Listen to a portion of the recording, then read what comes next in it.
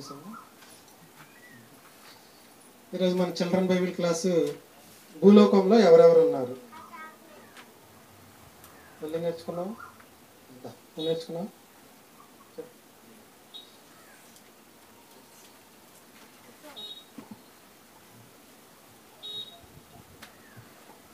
ప్రార్థన చేసుకున్నాం కళ్ళు మూసుకుని.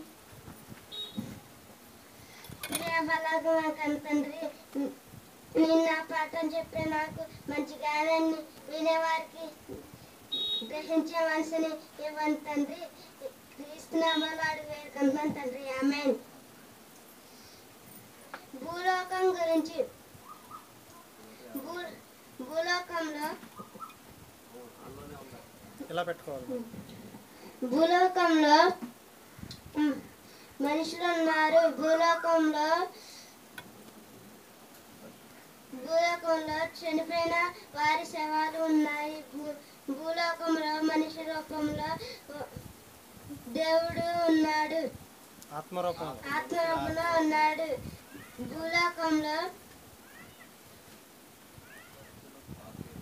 భూలోకంలో వాక్య రూపంలో యేసుక్రీస్తు ఉన్నాడు.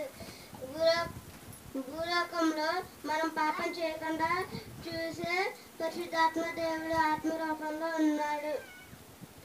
మనం పాపం చేసేలాగా అపవాది ప్రేరేపిస్తుంది.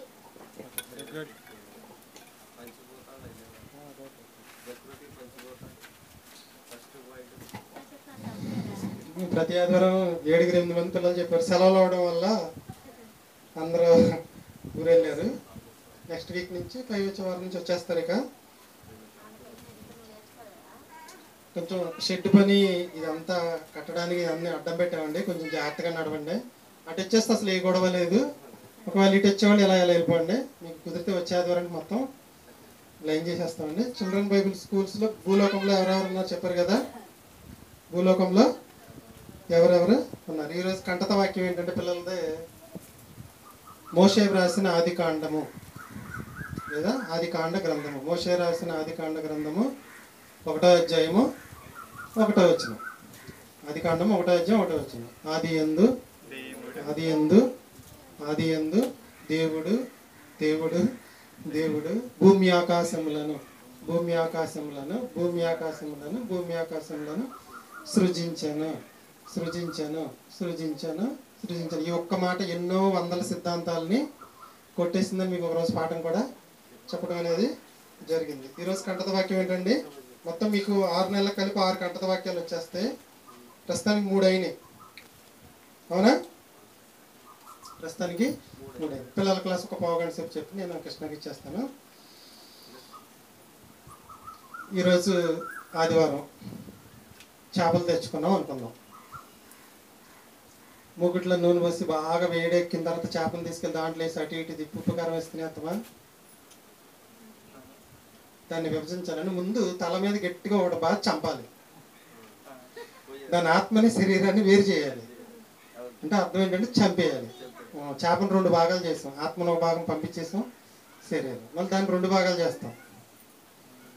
దాంట్లో పనికొచ్చే మాంసాన్ని ఒకవైపుకి, పనికిరాని తోళ్ళు రెప్పలు పేగులు ఎన్ని మొత్తాన్ని ఒక భాగం చేసేస్తాం. అవి పారేసేస్తాం. మళ్ళీ దీన్ని 2 భాగాలు చేస్తాం. తల తోక కలిపి ఒక్కొరలాగా వండుకుంటారు. మధ్యలో మొక్కలు ఒక్కొరలాగా వండుకుంటారు. మళ్ళీ కొంతమంది పొట్ట మొక్కలను అయితే ఫ్రై చేసుకుంటారు, కొంతమంది కొరుకుంటారు. ఇన్ని రకాలుగా విభజిస్తున్నారు. విభజన చేయకుండా తినడం కుదరదు. ఎలాగో అపోస్తల కార్యాల గ్రంథాన్ని కూడా విభజించాలి. ఒక ఐడియా ఉంటే చెప్పండి. 66 పుస్తకాల బైబిల్ని విభజించేటప్పుడు మనం బైబిల్ 2 భాగాలు, ఇది అందరూ చెప్పేస్తారు. కొత్త నిబంధన అండి, పాత నిబంధన అండి. మీరు చెప్పేదని మాకు తెలుసు.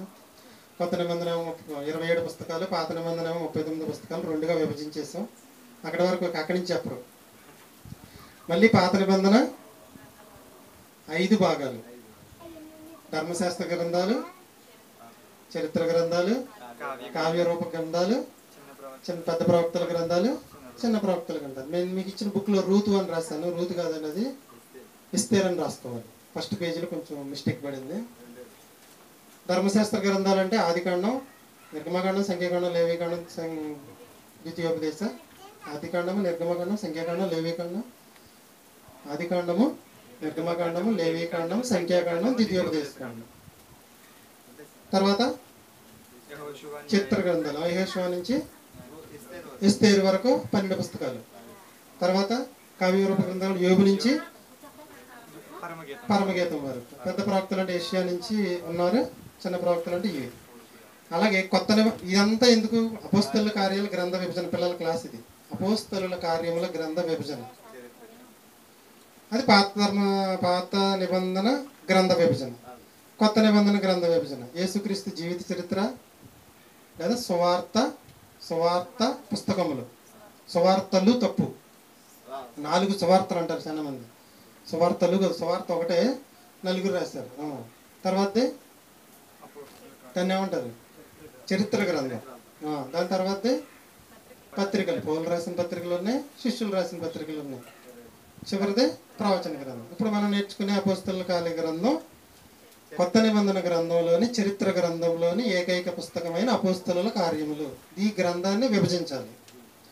ఆది కాండాన్ని 50 అధ్యాయాలు, చాలామంది 1, 2, 3 అధ్యాయాలు చదివి ఇక సరిపెట్టేసుకుంటారు.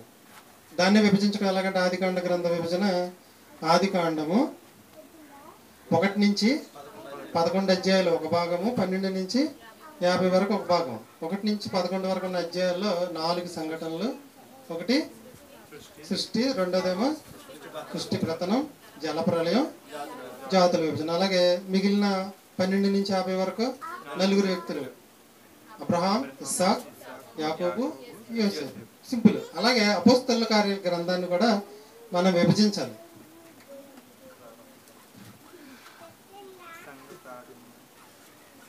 అపోస్తలుల కార్యముల గ్రంథ విభజన. గ్రంథ విభజన తెలిస్తే అసలు ఆ పుస్తకం చాలా ఈజీ అయిపోతుంది మనం చదువుకోవడం. ఓకేనా? అపోస్తలుల కార్యముల గ్రంథ విభజన అందరం వినండి, సింపుల్గా చెప్పేస్తాను మీకు. 1 నుంచి అపోస్తలుల కార్యముల గ్రంథ విభజన 2 భాగాలు. దాన్ని బైబిల్ అలా 2 భాగాలు చేసాము. అపోస్తలుల కార్యముల గ్రంథాన్ని 2 భాగాలు. మొదటి భాగం ఏమో 1 నుంచి 12 వరకు ఉన్న అధ్యాయాలు. 1 నుంచి 12. దీన్ని ఏమంటారంటే పేతురు పరిచర్య. 13 నుంచి 28 వరకు పౌలు పరిచర్య. అయిపోయింది. గ్రంథ విభజన తెలిస్తే గ్రంథం చాలా ఈజీగా అర్థమైంది. అపోస్తలుల కార్యముల గ్రంథ విభజన చెప్పండి.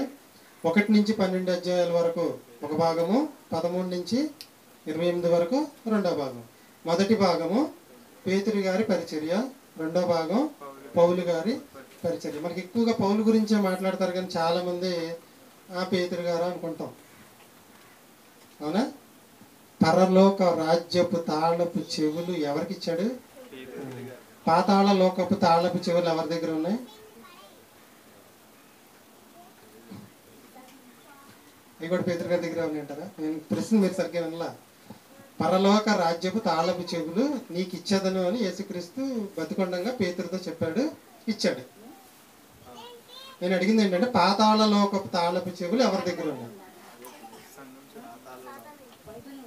పరలోక రాజ్యపు తాళపు చెవులు పేతురు గారి దగ్గర ఉన్నాయి. పాతాళ లోకపు తాళపు చెవులు ఎవరి దగ్గర ఉన్నాయి?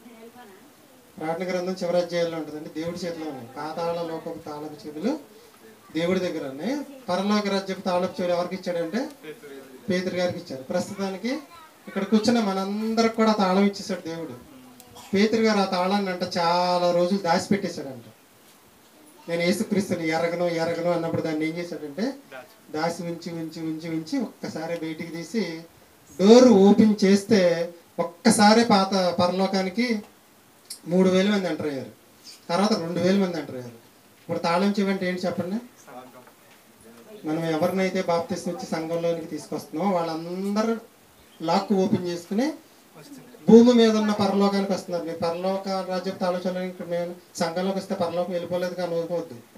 భూమి మీద ఉన్న పరలోకమే సంఘంలోనికి రావడమే తాళం తీసి డోర్ ఓపెన్ చేసి తీసుకురావడం. పరలోక రాజ్యపు తాళపు చెవులు అంటే మనం ఒక మనిషిని క్రీస్తు గురించి చెప్పి బాప్తిస్మం ఇచ్చి క్రీస్తులోనికి తీసుకొస్తే ఏం చేసినట్టంటే అతనికి మనం లాక్ ఓపెన్ చేసాం, డోర్ ఓపెన్ చేసి ఆహ్వానించాం అనమాట.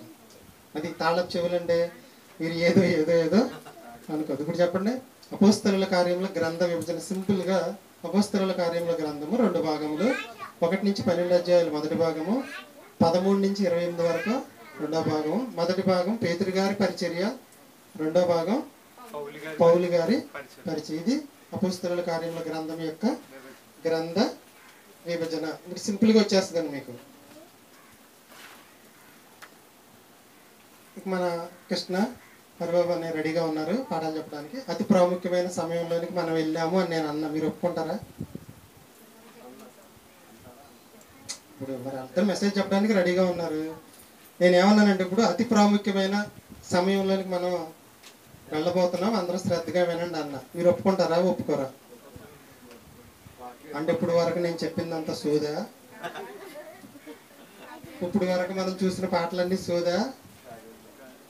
చాలా మంది వాక్యం చెప్పటం ఒక్కటే ప్రాముఖ్యమైన విషయం అనుకుంటారు. నేను ఇక్కడికి వచ్చి ప్రారంభ ప్రార్థన చేసుకుని పాటలు స్టార్ట్ చేస్తాను. సర్వేశ్వరరావు గారు కానీ, హరిబాబు కానీ, రాజేష్ కానీ ముగింపు ప్రార్థన చేస్తారు. ప్రారంభ ప్రార్థన నుంచి ముగింపు ప్రార్థన వరకు మధ్యలో ఏం జరిగినంతా కూడా అతి ప్రాముఖ్యమైన ఘట్టమే. వాక్యం చెప్పడం ఒక్కటే అతి ప్రాముఖ్యమైన ఘట్టం కాదు. తెలియక చాలా మంది అలా చెప్తుంటారు. ఏమని, ఇక మనం అతి ప్రాముఖ్యమైన ఘట్టంలోనికి వెళ్తున్నాం అంటుంటే ఇది అలవాటు చేయడం వల్ల జనాలు ఏం చేశారంటే అతి ప్రాముఖ్యమైన ఘట్టానికి రావడానికి ప్రయత్నిస్తున్నారు.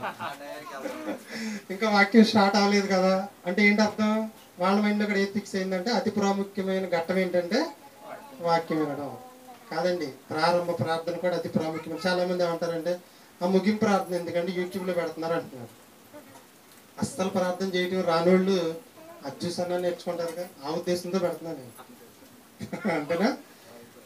ప్రారంభ ప్రార్థన నుంచి పాటల నుంచి చివరి వరకు కూడా ప్రతిదీ కూడా అతి ప్రాముఖ్యమైన ఘట్టాలే. మన మధ్యలోని కృష్ణ వచ్చి మొదటి ప్రకటన వివరిస్తారు. అందరూ శ్రద్ధగా వినాలని కోరుకుంటున్నాను.